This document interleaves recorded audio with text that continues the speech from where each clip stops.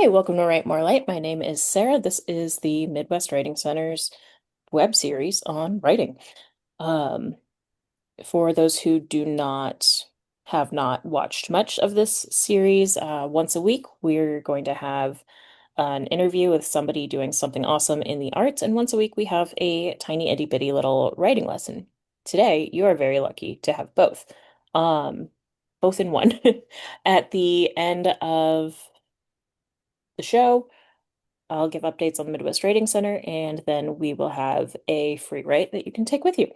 Um, for today's interview tiny writing lesson, we have with us Liv Mammone, who has been on the show before, but it's been a few years. So I'm really excited to welcome her back.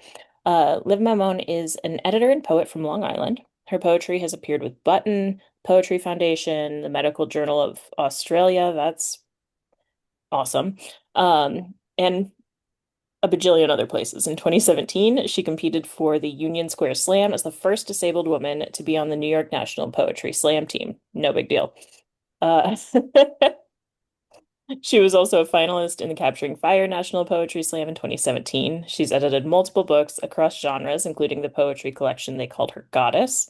We named her Girl by Uma Dwivedi, which was nominated for a Write Bloody Book Award.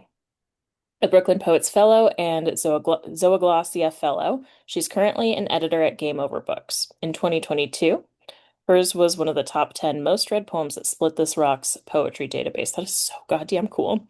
Um, which is called The Quarry.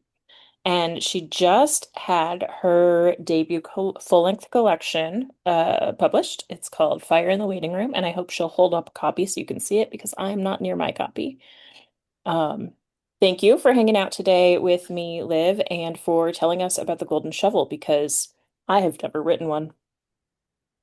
Hi, thank you so much for having me. And yeah, it would have been smart to actually bring down a copy of my book, wouldn't it, have to hold up in the Zoom? Didn't do that. But yes, it's called Fire in the Waiting Room. You can check it out on gameoverbooks.com. You don't want to miss the amazing cover art done by Catherine Weiss, even though I don't have it in my hand to show you. So let's talk about golden shovels, which are not in this book, but which are going to be in a big part of my Hold, next book, hold on, which I'll is do a quick little screen share for Fire in the Waiting Room. yeah. Oh, Like, that's a good idea. I only read it in multiple sittings because I needed to take breaks. So you can't see me gesturing. Here is Fire in the Waiting Room. Now, serious mode. Um, what is a golden shovel? And should I screen share? I will. I would say screen share. That way, if I forget anything, we can use the actual like grown up poetry foundation website. But just off the cuffs, so the golden shovel is a poetic form invented by the poet Terrance Hayes. Shout out, we love him. And it's designed for poets to pay tribute to other poets.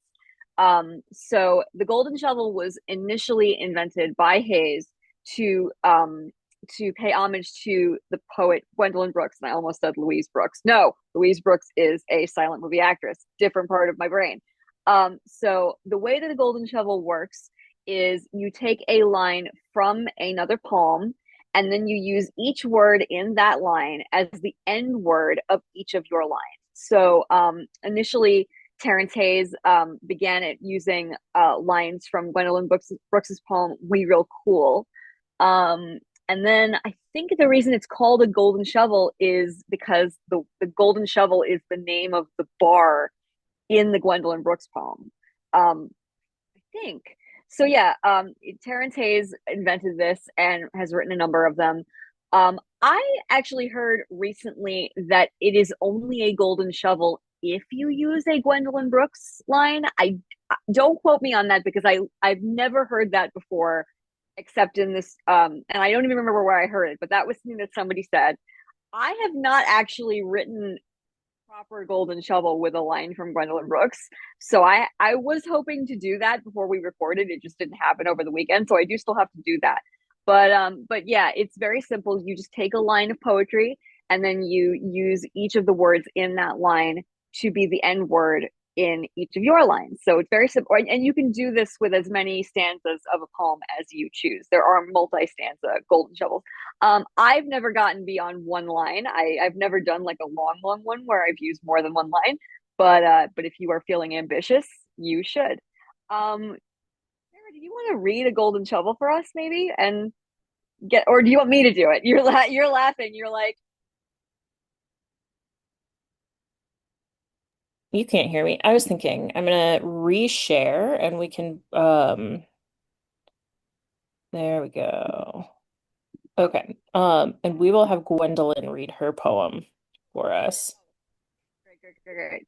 Invite one of the greats into the chat. Perfect. We real cool. The pool players, 7 at the Golden Shovel. We real cool, we left school, we lurk late, we strike straight, we sing sin, we thin gin, we jazz June, we die soon. Okay.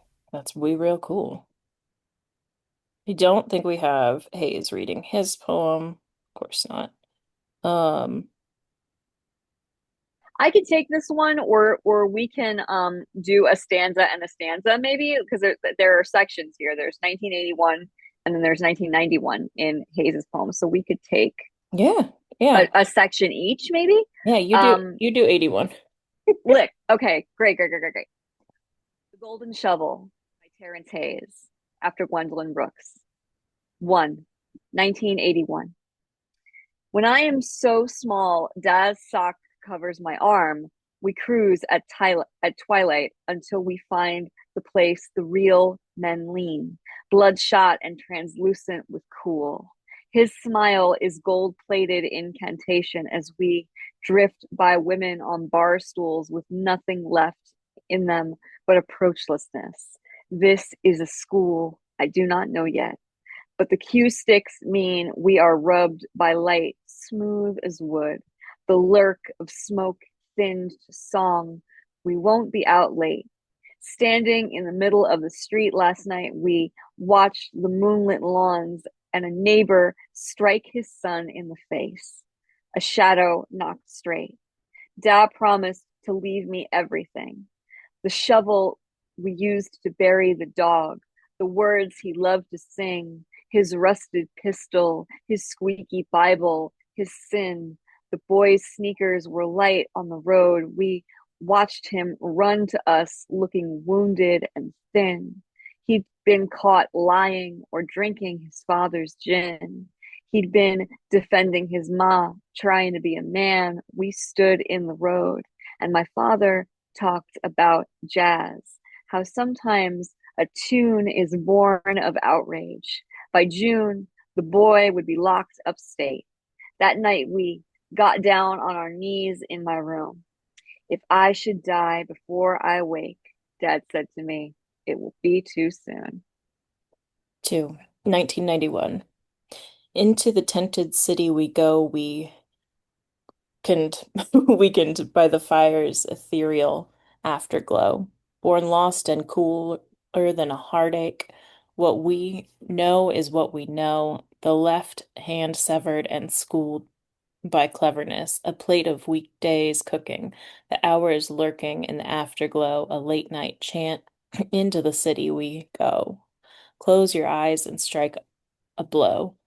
Light can be straightened by its shadow. What we break is what we hold, a singular blue note, an outcry singed, exiting the throat. We push until we thin, thinking we won't creep back again while God licks his kin. We sing until our blood is jazz. We swing from June to June. We sweat to keep from weeping. Groomed on a diet of hunger, we end too soon. Man, I wanted to read it like she did, like you did, and I was like, these are partial words. This is hard. I'm mad at him right now for the sheer amount of hyphens that exist. I'm very upset with Terrance in this moment. If It you was can be rude. upset with a true great, doing some shit on a poem on a poetic form that he invented, like I guess It he's was rude. allowed, It was rude. but it was rude. Yeah, I really. I'm so delighted that there exists now a recording of me reading Terrance Hayes. That feels really good. That's like, that feels nice. Did it. Yeah, this is actually really interesting because We Real Cool, the original Gwendolyn Brooks poem, is one of the first poems I ever heard.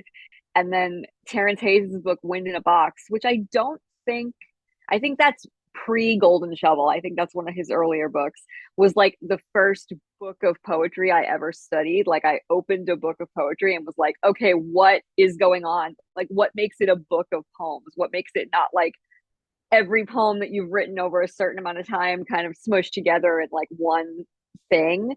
So it really, I think maybe that's part of my tenderness for this form is how much I worship Terrance Hayes and how I think he's really a formalist genius, and how much he's taught me. But yeah, I write a lot of these mostly because started writing them with song lyrics as opposed to lines of poetry, because I joke around with everybody and say the reason I'm a poet is because no one would teach me how to play an instrument. I'm disabled and no Oh my music God, that's teacher took. amazing. Yeah, no, it's really true too. Like I actually just really wanted to be Natalie Merchant, and I, Did you know, I have a dead right hand that doesn't work. So none of my music teachers actually would teach me how to play an instrument. But I really just wanted to be a folk singer. And then I discovered poetry and I was like, yeah, okay, I guess this. Like that'll I get this do. is close enough, sure. So I really love the Golden Shovel as a way to pay homage to the lyrics that I love because so much of poetry for me comes out of listening to songwriters. So I actually haven't done one yet with a line of actual poetry. I've been doing Whoa, a whoa, series whoa, whoa. Lyric is lyric, sir. of so technically I'm cheating, but we'll get around to it. We'll get around to doing a legitimate one. Hopefully Mr. Hayes will forgive me wherever he is. Yeah, so that's the Golden Shovel. It's fairly looks more simple than it actually is. Like I think you see it on the page and it's not like a Sestina where you look at the rules for a Sestina and you're like, what the heck That's is exactly this? what I was thinking. I was like, Yeah, Sistina is kind of similar, except that it's way more complicated. it's see, the Sestina is my beloved problem child. I like Sestina somehow. I don't know how, but that's just a form that really works for me. And I've done a combination Sestina and Golden Shovel where I've taken a lyric, and I've written a Sestina with all of the words in that lyric. Yeah, because I really want to invent a form before I die. That's like a bucket list. Because I'm friends with Torrene Greathouse, who's a brilliant poet who's invented like three different forms, and I want to do that too, but I'm not smart. So I kind of combined the Golden Shovel and the Sestina because I love the Sestina so much. For everybody playing along at home who doesn't know what a Sestina is, you take six end words and then those are your end words for the whole poem and they repeat in different orders. So you have to keep repeating the same end words and that's very complicated and that's stumped several of my students. So now you're getting two forms for the price of one. I'm not going to even bother to try and say what the number of the order is because I have to look it up every time I write one because poets can't do math. Here we go. A complex French verse form, usually unrhymed, consisting of six stanzas of six lines each, and a three-line envoy. The third words of the first stanza are repeated in a different order as end words in each of the subsequent five stanzas. The closing envoy contains all six words, two per line, placed in the middle. And this is so much. Also, I It's don't know so what much. an envoy is. I only ever come across the word envoy when I'm doing a sestina. So an envoy is like an ending stanza. But it's shorter than all your previous stanzas. If all your previous stanzas in a sestina are six lines, your envoy is three lines, and it uses two of the N words in each line. It's so much math. Yeah.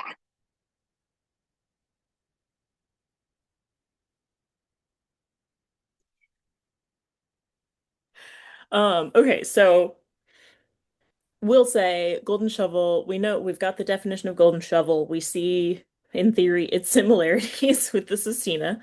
Um, How would you, if I'm writing my first one, what does that lesson look like? So let me think. I would say for me, the key is really to pick a line that you love and that you really, really resonate with. I've tried to do it with lines of other poetry and songs I don't care as much about, because that works for me better with other forms where you're paying homage. But for me, the key, the thing that really makes it come alive is how much your imagination can come um to glow when you're working with a lyric or a line from a poet that you adore and that you want to pay homage to. That would be my major step one. The other thing, and you can really see this, and I'm glad we're on video because you can really really see it in the Terrance Hayes poem, um, because the Terrance Hayes poem is broken up into two parts, and you can really really see in Hayes's poem, using the same lines from Gwendolyn Brooks, the different syntax in both of those split parts. The 1981 stanza is kind of long and prosy and fluid and has a narrative to it. And then the 1991 uh, section has much, much shorter, much more staccato rhythms. So something that I always think is really, really interesting when I'm doing a golden shovel is to vary up your line length and your rhythm. Like you don't have to end the sentence on the end word that you choose. You only have to end the line on the end word that you choose. So something that's really, really helped me is like um trying to vary up your sentence length and make it, and that makes it really really interesting.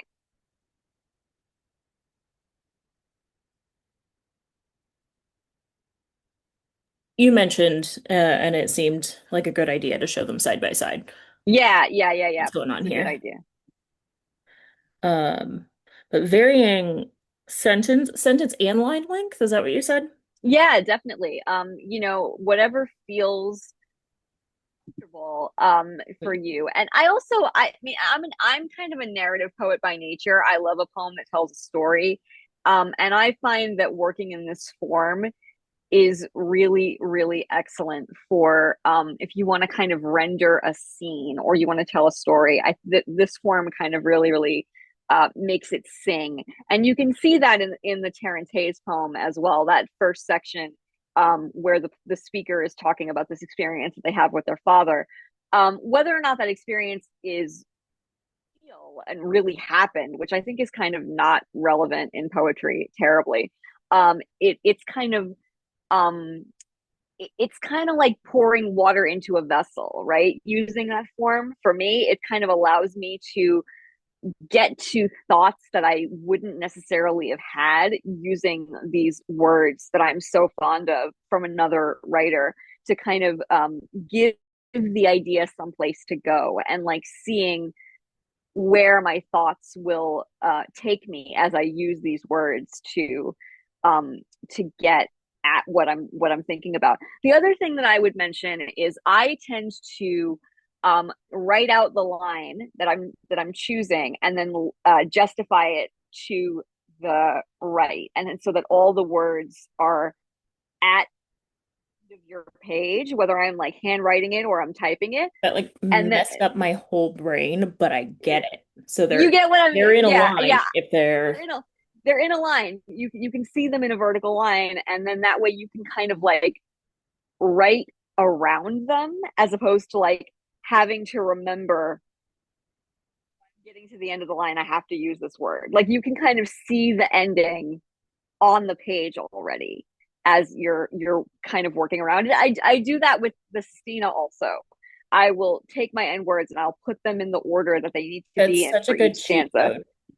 and kind of do the math as I'm sort of going forward. And that way, if I hit a snag, I'm like, oh, wait, how am I going to make this work? I do try to do that in all the forms that I work with. It doesn't always work, but it most of the time works if you kind of just fill it in whatever your repetitions are going to be. Um, and that way you can kind of look around it. It's especially good if you type up your poems. I handwrite all of my poems before I type them, because for me when I'm I do typing it, too, and I need yeah, to celebrate other people who do. no, I'm very committed to writing by hand. I need to be able to kind of get out all of my messy thoughts by hand. If I'm typing it up, it looks like it's done, and my brain is just like, oh, well, it's done now, and it's harder to kind of draft it if I see it typed up. But if I'm doing a form poem, very often I will go to the computer and type it. That way I can kind of like move things around and, move lines. And if something has to be repeated, I'll go, okay, let's move this over here. Yeah. So I would say my guidance for the golden shovel would be to write out your end words, and then to pick a lyric that you really love and that you really feel like you can work with. Um, line up your end words, and then vary your sentence and your line length to accommodate what you're trying to say. Think about maybe a narrative. I find narrative really works for this form. And then I had one more thing, and it just flew out of my brain. What was it? Oh my gracious! Oh, it's always fun to kind of, for me, the most fun words are kind of words that have different meanings that you can tweak, or the little words, the and and that's kind of a cheat code. But that always makes things a little bit easier to kind of fill your own story into the poem. Um, and not to get really too hung up on the meaning of the line in the context of the original poem. That's a thing that I struggle with. There have been times when I've tried to write a golden shovel with a line that I love from a poem, but I like the original poem kind of too much, and I like the subject of it too much, so I wind up just writing a poem about the same thing. And that can be a little tricky. So if you can find words that you can sort of have fun with and tweak the meaning of from their original context. And you see Hayes doing this, especially in the second section of his poem, with all those broken hyphenated words that we thought are, I think that's rude. I personally think that's rude, and that makes it challenging to read. But he invented it, so we will allow him to do whatever he wants. So yeah, that those would be my ideas for how to get yourself started. Okay, so we're gonna try this. I'm just gonna throw you off entirely. We're gonna try this.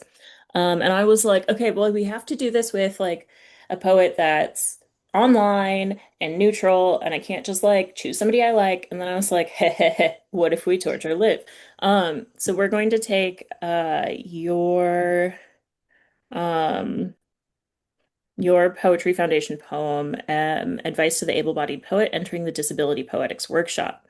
And these are some long chunks, This is a but long poem to do this I exercise with. I don't know. We'll I see. already chose a line.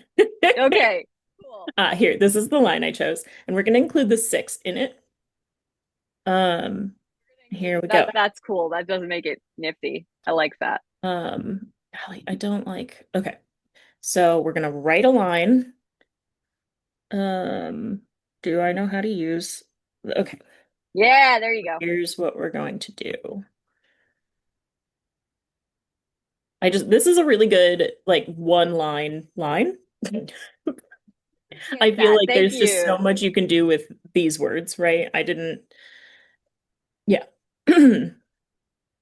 Um, and What's if interesting is, for your listeners who don't actually know me, this is a very like live encapsulating line. Like if after this you're like, oh, I wonder what her deal is. Like I wonder what she's about. This is very much it, kind of very encapsulated in one space. So enjoy, when you're ready to go down that rabbit hole later on, if you choose to kind of go follow up my work, it's just me being mad about things that able-bodied people say to disabled people for in large we're part. mad about ableism, I mean, we can crunch that down to one word. The primary agent of a lot of the work. It's just me being angry, like just calling my friends, being like, "You're never gonna believe what somebody said to me today." People are special. Yeah. So I don't think really anyone can work on the spot like this, but we're gonna pretend we can. So as I understand, and see, I've never done this before, so really this is me doing it, right? I now want a sentence that ends with six, or well, yeah, we've got a period here. We're not getting rid of the And period. you could also, and you could get rid of the period, you could not get rid of the period, you could like have the word be six and change it from the number. Like you can really get loosey goosey with the format of the original line and use that to your advantage. I also, so I'm just, I don't know, for constraints and fun times, uh, we're gonna keep the capitalization here too. Cool, cool. I love that for you. Extra rules, extra rules. You It's know, Virgo season. It's going to be all about rules for a while. So just for me who has never done this, let's add rules. add Um, rules. Let's make it tougher. Sure. so I'm really this my first sentence I've created is pretty vague. Uh, so now I'm gonna have to figure out what first happened when I was six. Do you have ideas? I didn't know you back then. I know what happened when I was six. And this is, layers on layers of disability poetics. I had my first surgery when I was six, so that always is what leaps to mind when I think of being that age. Okay, okay, I like that. I mean, I don't like that, but I Yeah, we uh like that. We like that as fodder. We don't like that as right, like an actual obviously. thing. You're dividing a Um toddler into two things. It's good. in the doctor's office, the fluorescent I can spell. That's okay. I'm an editor and I can't spell. My so don't worry about it. This is why we God invented dictionaries.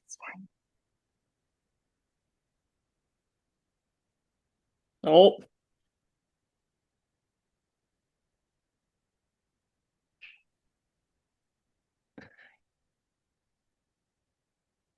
all right. Why is there space there? What? Okay, sorry.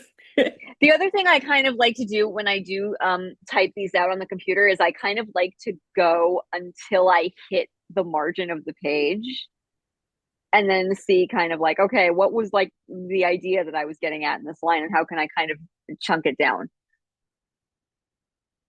Okay. I'll just write until I hit the margin and then go, okay, how do I like loop back around and make the end word fit Okay, if I need to, if I run out of ideas. let's do that. Let's rechunk. What are we cutting? What are we re you be an editor for this line.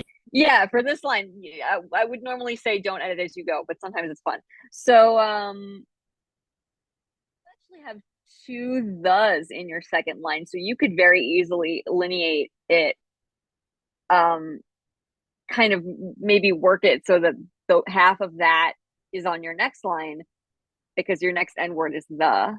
So you could that's a way that we could play around.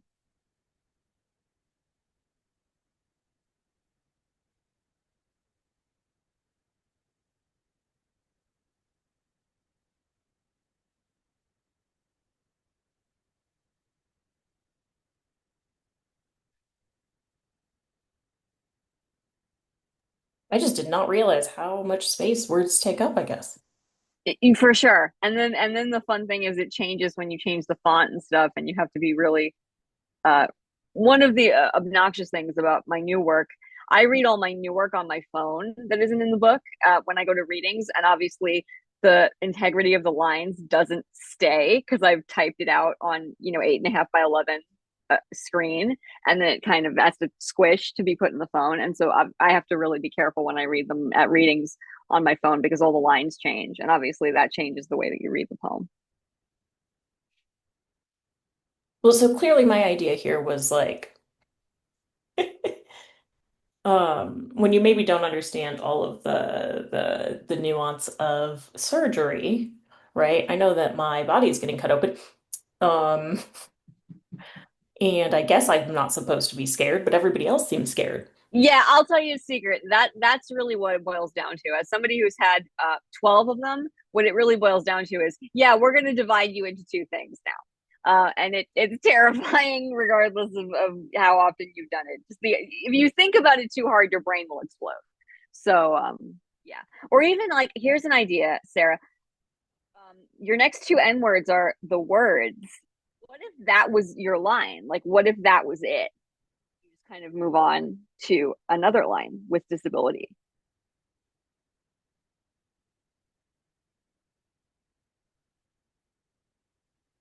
I lost the mute button. Well, I haven't gotten to the yet, Yeah. but I do like that. See, I this is, like that a yeah. lot. See, I get very, very excited and bouncy. Oh, are you saying I learned the words? No, I'm saying like your line, I learned the face of serious. What if the words was the beginning of your next line? So you didn't even have a line before words. You just kind of went to, I think I'm confusing everyone. Oh God. Don't Can't even, trust me. okay.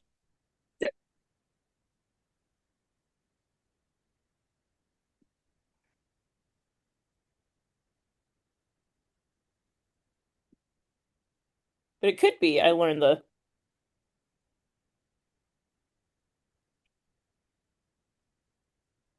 See, but now I just want it to be your poem. Like I'm like I learned the words. I'm so gonna do this as soon as we get off mic. I'm gonna give this a crack and see Yay! how we do. This could actually be really good for if you have drafts that you're kind of like, I don't know what to do with this thing that I wrote. This could be a really fun like radical revision thing that you do, and you kind Yeah. of go through old drafts and see if there's a sentence or a line that kind of feels hot, and you could write a whole new poem. My editor brain is always going like poems upon poems upon poems. Like whenever when I'm editing for clients, and I'm like, what if this was three poems? Like I'm very much about like Dude, expansion. I'm I'm so kind of excited now. very much kind of a maximalist where I'm kind of like, yeah, what if this was a series out of this one line that I thought was interesting? So it's a really good idea for revision. I am classically a like just not good at revision, and there are poets who have incredible joy in revising their poems. I don't. So I'm always on the lookout for ways to look at old drafts because my natural instinct is kind of if I can't get this the way that I want it in four drafts or five maximum, I kind of put it into a drawer and then just never look at it again. So I'm always on the lookout for ways to kind of look at my old writings that I think are kind of not going where I need them to go and finding ways to revivify them because I'm just a bad at revision. I'm not very good at it. You know, I really like revision if it's crazy. Yeah, I think that's the That's only it. way that I can. Yeah, definitely. I feel that. Yeah, that I think that's the thing that I have to kind of learn to love. I'm a very much kind of like move the commas around kind of reviser where I'm kind of like it needs to already have a really really strong foundation when I start editing it. I have not yet gotten to the headspace where I can kind of just blow a draft apart and then re-put it together again. So this is a really good exercise for doing something like that. For just kind of just seeing what exists and what other poems you can get out of a draft. Man, this is so upsetting. I'm really like, no, we're gonna do it live. And I'm Yeah, I don't know why you did this to yourself. I really there's a reason why I didn't go, oh, I'll join you. Yeah, well, anyway, we see how it goes. sometimes failed experiments are good. Keep going. Yeah, I would never challenge myself to write on camera. I have too much of a perform or die Leo instinct to do that. I would need to produce something incredible on camera for an audience right away. Like even those slams where you have to kind of write a poem like standing there in front of your opponent. I'm like, I no, that seems terrifying. Writing for me is kind of the last act of privacy. So the idea of actually doing the writing process in front of other people, I'm just like, nope, nope, nope, nope. That's well, yeah. When I'm good and ready, you will see the results. Thank That was beautiful. Writing is the last act of privacy. Yeah, I mean, I you. do it like I've never I don't know what I would do if like there was some requirement that you had to write in front of people or something, like where they can see your words. But I think it's useful to be like, okay, well, if you're gonna do the thing, here's how it might look. So I Real do time. this sort Here's of how thing it's a gonna lot. work. Yeah, in real time, this is how it's gonna go. Um, we could read. I could read a golden shovel of my own if to close out if you wanted. I have a couple in the chamber. Yeah, can Or you you tell we us could do something. what songs we're gonna look at? Yeah, let me up. Can you still see me if I put my Google Docs up in the other corner, or I Yeah, can as long as you're on a computer, yes. yeah, okay, sick. Um, because I'm on an iPad, so maybe you can't see me. Can you just check if No, I my can see you. video is Yeah. still okay, great. You can still I see know me. on a phone Oh, it's okay. different. So Sorry, what song are we going for? on the phone you definitely couldn't see me. So we're going for I'm gonna do this one. So I'm doing a whole series of golden shovels with lyrics by a band called the Wonder Years, which is a band that I a knew punk that. band that I really love. Yeah, I've read this poem I think for you before. But I just love their lyrics. I think that they're brilliant lyricists. And they write a lot about like anxiety and depression. And so that was a really good like looking at the way that they write about it was a really good way for me to kind of like tap into my own thoughts about my anxiety and depression. So this is a line from their song There There. And it goes, All I've got my heart strung up on clothing lines through tenement windows in mid-July. right, hold on. I'm gonna show the song quick. I Uh, wish you could screen share for me because I don't know how to do it. yes, we've got it here. You said the line. I've got my heart strung up on clothing line through tenement windows in mid-July. Yeah, I went for something really detailed off the bat. I don't know if that was a good choice to do when I was starting out writing Golden Shovels, but there were so many really specific nouns in this line that I really was like, okay, I can make something happen with this, and I could build a little bit of a story around this. So right now it is tentatively just titled Golden Shovel for the Wonder Years, although I am because this turned into a series, I am gonna title them all differently, but that's what it's called right now. Pay attention to the end words. Golden Shovel for the Wonder Years. Wait, hold on. I'm going to keep sharing while you do this, Sick. and then maybe, Yeah, you guys playing along at home, you can yeah, we can look uh, for it. listen, and you can listen in for where the And I'm going to do my whole screen so that we can also see you. Nope, that didn't work. You would think after 5 years I would know what I'm doing, but I mean, I told you the whole reason that I'm not screen sharing my own poem is because I genuinely just can't figure out how to do it. So probably easier on a laptop, but I'm on an iPad. So all right, take it away. okay, cool. Golden Shovel for the Wonder Years. Love more than love poems requires privacy. I've got none. I'm a generational mouth wound. To build, one's got to have one room or more and locks on the door. My head is the only place I've made myself. My heart is a doormat smeared with mud and wet cat food. Sorry, I strung that wasp colony you mistook for a church bell up in the hollow of my throat. But my family's house is balanced on collapse, even though the peonies out front are abundant. Clothing piles. I ordered takeout again. The phone lines have been dead since the apocalypse before the one we're moving through. Now, there's where my mother's skull hit the kitchen tile. The tenement of my grandmother's memory is scheduled for demolition. Windows tease me. My street's corner a distant moon. Where in all this suburban gothic mold and sun will you find me? Midway through my therapy session on Zoom, my brother howls. Outside, Ah, thank you. you're welcome. That was awesome. Okay, thank Thank you. you. And I think, well, first, you can hear Liv read that poem without me trying to track the lines, which I think is probably a little distracting, in the National Poetry Month playlist Yeah, on thank you for letting me do a our poem that I channel. already have done here, I which was is that I was hoping actually. I appreciate that. Yeah, like I haven't written 12 of them, and like there were 12 golden shovels, and I just keep going back to this one. I'm just like, yeah, okay, could have picked another one, but hey, whatever, it's fine.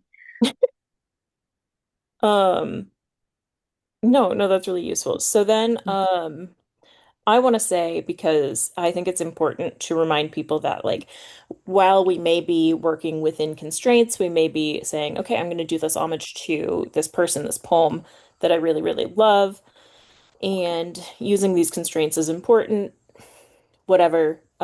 If in your revision or in your writing you find that this constraint is not what best serves the poem, you do not have to stay married to the pe to the form. What we want is for the poem to be what it needs to be. So don't oh, are you gonna come see us now?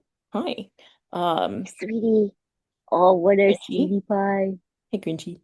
Um, so like I'm somebody who often will forget that. And I'll be like, well, it turns out I wrote a bad golden shovel instead of like it turns out that this is not a golden shovel.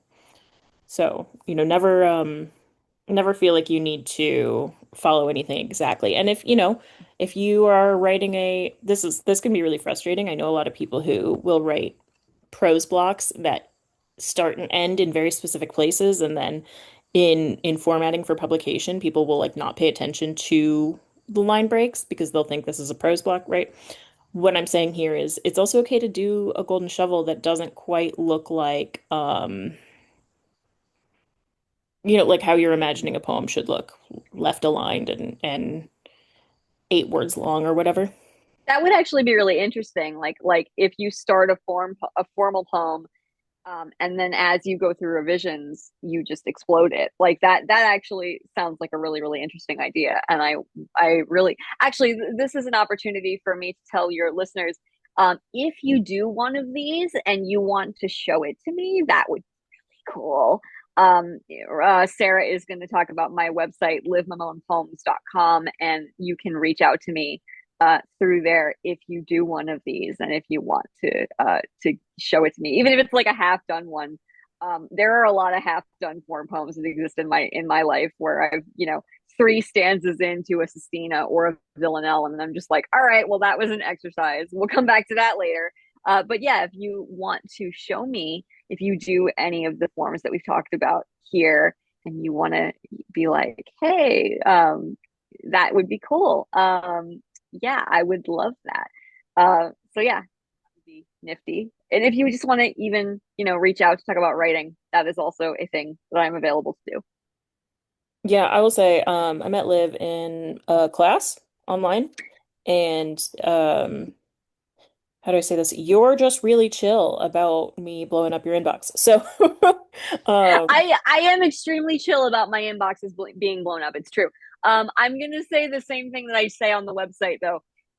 Don't DM me a poem. Like if you want to DM me on social media on like Instagram or Facebook, it's very hard to read poems on my phone and it fucks up your line breaks. So just like shoot me a DM and be like, hey Liv, I want to send you this poem I wrote. We can talk about the best way to do that so I can actually read it, because there are a lot of folks who, when they want me to edit for them, will just throw poems into my Instagram DMs, and I'm like, I can't, I don't. My phone, I have an iPhone 5, you guys. Like that's how old the phone is. It's a 5. It's very small. I did that on purpose for disability reasons. It doesn't make for good and insightful reading of poems. But that doesn't mean that you shouldn't send me stuff or you shouldn't reach out to me to send me stuff. Just reach out to me and be like, hey, Liv, I want to send you a poem. And I will tell you how to do it so that I can actually read it and give you the best feedback that you can possibly get. Cool? Great. Please do that. you're amazing. So in case it is unclear, friends, your prompt today is obviously to write a golden shovel. If you want to play with Liv's poem, which I think is a very cool thing to do. That's Um, very cool. I will link it in the place where links go. I don't know what it's called, the description. Um, but also, the use your favorite poem, use your favorite poet, use the poem a day feature. It doesn't use your favorite song. There's no rules for it. I The like, only rule that I would say, Sarah, absolutely always attribute where you found the line. Yeah, whether like oh, yeah. talk about who you as somebody who chronically, because I handwrite all my stuff, forgets to do this and then like goes back into her journals and is like, damn it, I know I pulled that line from Ugh. somewhere and I don't know where I pulled it from. And now I have to change it because I don't know where I pulled it from, or I have to like put a note Oh, in the book. I don't know where I got this from, but I know that it's not from me. Like you got it's keep kind of track of embarrassing, your right? isn't that yeah, no, as somebody who really like chronically is just getting better about like notating her first drafts and being like, okay, remember that for future, or remember that for, when the thing inevitably gets published, you don't want to be accused of plagiarism because you don't remember where you found the thing. It's very important when you do this form that is reliant on another writer in a very specific way to attribute that writer and the poem exactly, possibly if you can, but definitely at least the name of the writer. I can't stress this strongly enough. There's a real poet thing going around, and I want to try and discourage any beginner poets from falling into those habits because I do it too. You just got to be really, really keen about where you pick up your inspiration and write it down. And if you don't remember, just make a note that you don't remember. You just have to, it's that easy.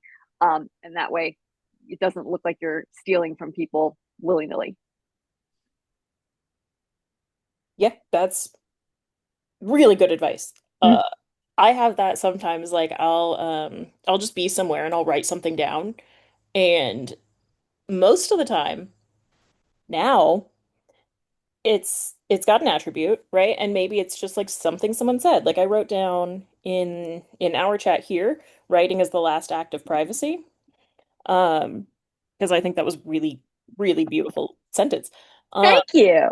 and like so okay, I wouldn't get got for plagiarism if I used that, but I'd still kind of suck if I didn't say It's good for you to know too. It's good. It's like, especially because and this is like beginner writer advice, but I think it's crucial. I we believe in always have beginner's mind here. Yeah, that's what I figured. I figured that this series was for folks who maybe are just getting started on their journey. I always have a notebook with me just for kind of loose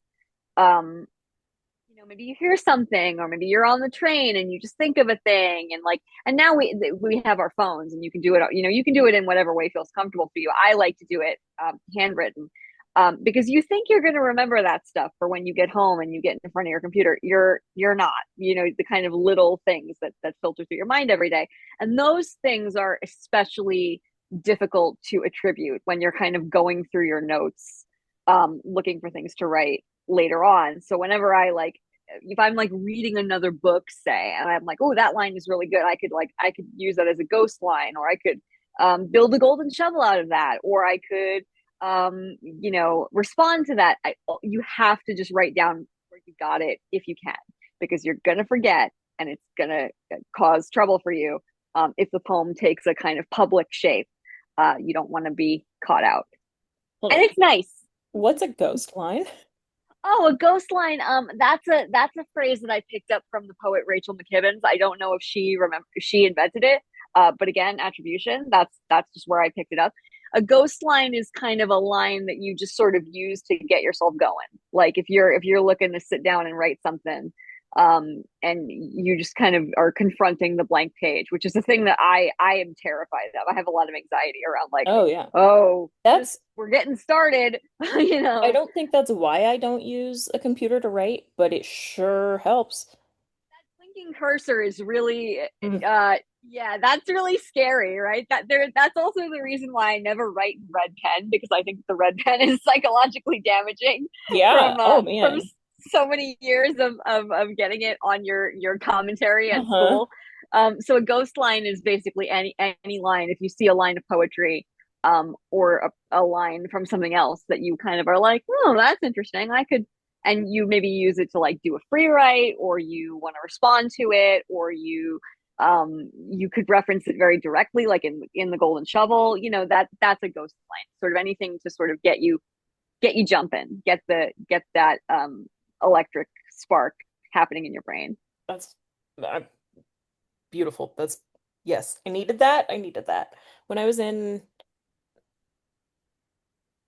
I don't know, I was gonna say in college, but maybe just in my 20s, and I still do this if there's a line that's like that just keeps recurring to me, like a quote, um, I would write it down and cut it out. Like I would write it down in Sharpie on, I don't know, like sketchbook paper, and then cut it out and put it on my wall. Um, which I'm not actually recommending anyone do, but it feels very much like this thing is stuck in my head, and so clearly it's the thing I need to be thinking on, right? And like if you can see it, like I don't do things like this, again, because of disability and because of my physical limitations. But I know I've been reading a lot about the poet Elizabeth Bishop, and she used to have just walls of corkboard, and she would just leave her poems corked up the walls of her studio and work on them and revise them standing in front of the corkboard, and just Oh, being able to kind of walk by them, was Lizzie, was beneficial to her. Yeah, you really, Lizzie. I know. Yeah, for sure. Yeah, I know. I wish I had that that sounds kind of like stamina. torture. I wish that would be psychologically horrifying for me personally.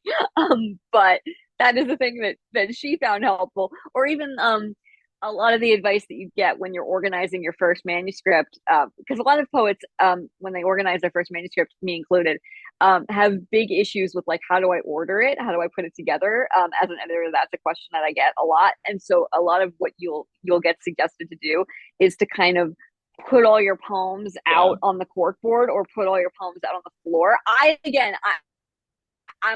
can't do this. I can't be on the floor. I will not be able to get up. I had to come up with my own way of doing it that didn't involve being that analog about it, because there was just no way that was going to help me personally. But that is a piece of advice that I get a lot from editors that I do take very seriously. If that sounds good, I'm go reading for it. a book right now called Marbles on the Floor. Oh yeah, I want to read this. I have a copy. It's laying or it's in my book. It's in It's my books laying around. I only know one of the editors named names.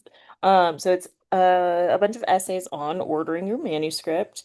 Um, edited by Sarah Giragosian and Virginia Conchin. And I've read, I don't know, probably a third, maybe two-fifths. Like I've read more than a small amount, but not half of the book yet. I couldn't figure that out when I was trying to come up Math. with fractions. Poets can't do math. But I have to say, um, each essay is really, really insightful in there. Some are really vibey, some are really, really straightforward. There's one that's like a frequently asked questions. Um, there's one that is uses bonsai trees as a metaphor. I Um, love that. Oh, I get that. Yeah, it's I get yeah, it. it's I get how beautiful. that could work. But I really, really love it. I don't know how we got on the cork boards, but yeah. Sometimes it is good to be able to like. Oh, it was because you were saying that you cut out lines and you tack them up on your walls. That's great. I mean, it's good to be able to like see it, and even just kind of living with it in your physical space can help you get to the bottom of it, I feel. Yeah, I mean, Um, anymore, I have a notebook. What do you know? oh, I have so many. I have a notebook literally for every room in my house. I just Uh, leave them. that makes I sense to just me. leave them around my house, and whatever room I happen to be in. That's Like actually if really something comforting to happens, me. I'm like, oh yeah, you just don't even have to go get one. It's just there. The only room that I don't have one in is the bathroom, because I feel like that I would have it in the bathroom, but I live with four other people, and I feel like Yeah, they that's where the phone they comes in. that's where the phone comes in. I'm listening to podcasts in the bathtub, so that it's there. It's so yeah, and some people they do find it more comfortable on their phones, their notes app. Um, I don't, because God forbid you lose that data. Like, for me, Yeah. that doesn't belong to me. That belongs to Google. The So I cloud kind of cloud is just someone else's computer. yeah. So I like to have It things can crash too. handwritten. I'm not like rigorous about handwriting my drafts but I definitely always have at least one or two drafts handwritten, just in case anything happens, because Yeah. you don't want to be losing your poems. Uh, This has been a lot of information. I'm so sorry, y'all. I okay, was a but it's like, professor for listen, maybe we got away from the golden shovel, but like this is very useful, just writing life. I hope some of this is useful for y'all. I hope that some of this can be useful. I'm just really comforted by a notebook in every room because I for sure have that, but I'm always like, well, this is mm, my whatever notebook, and this is my journal, and this is my writing notebook, and this is I uh used to I very much yeah, for a lot of my career was a this notebook is for this project and this notebook is for this project, and now I'm just like, I will sort it out later, because I as I became more disabled, it just was so unfeasible to like constantly yeah, have carry stuff the around. notebook that you needed. I need everything to be within arm's reach. So I drive my family insane, and I have stuff just on every surface, just You in know, case anything comes. this wouldn't work for you, but it might work for someone. I saw something, I don't even know on what app, and I kept it in my head for a good 6 months before I went for it, and it was having like a little rolly tray. Um, like it's like the three-tier rolly tray to like keep my because I spread out because I am also a spreader. Yeah, yeah. I just look around the entire room, and it's covered in my stuff. I yeah, don't know how it happens. It and happens in every room that I walk into. I just there's just yeah, things everywhere. I don't know how it happens. Yeah. but I have a bag.